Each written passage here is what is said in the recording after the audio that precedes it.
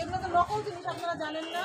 না স্যার জানি না, দিয়ে দেওয়ার আগে এখন ওনারা টাইমটা বলে দেন।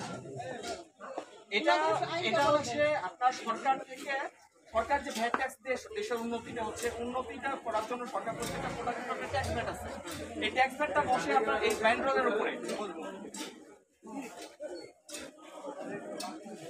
আচ্ছা, এটা কি বিড়ি আগের বিড়ি না? আচ্ছা, এটার মধ্যে পার্থক্য বুঝেন না এটা কখনো থেকে তো? এটা দেখেন, অরিজিনাল ব্যান্ডরোলে এরকম একটা চাঁদ আকৃতি কাটা থাকবে, অরিজিনাল ব্যান্ডরোলে কাটা থাকবে। আর সেটা যদি নকল ব্যান্ডরোল হয় এ ধরনের কোনো কাটার চিহ্ন থাকবে না। কথা ক্লিয়ার হয়েছে?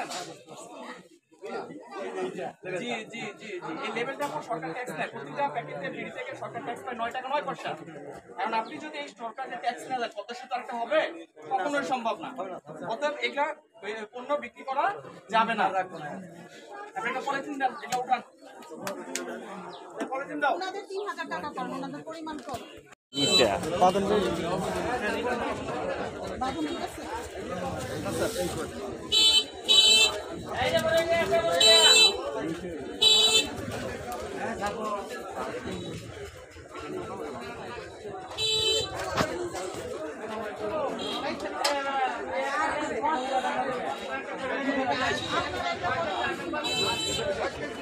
কত করে কেনা পড়ে আপনার?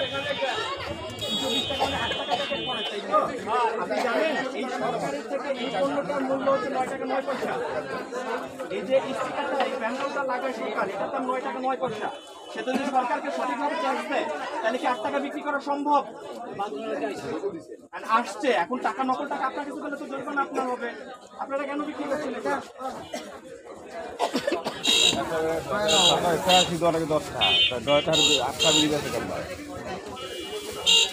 আর আমি গেছিলাম ওই যে মনে করেছি তো তাই হবে।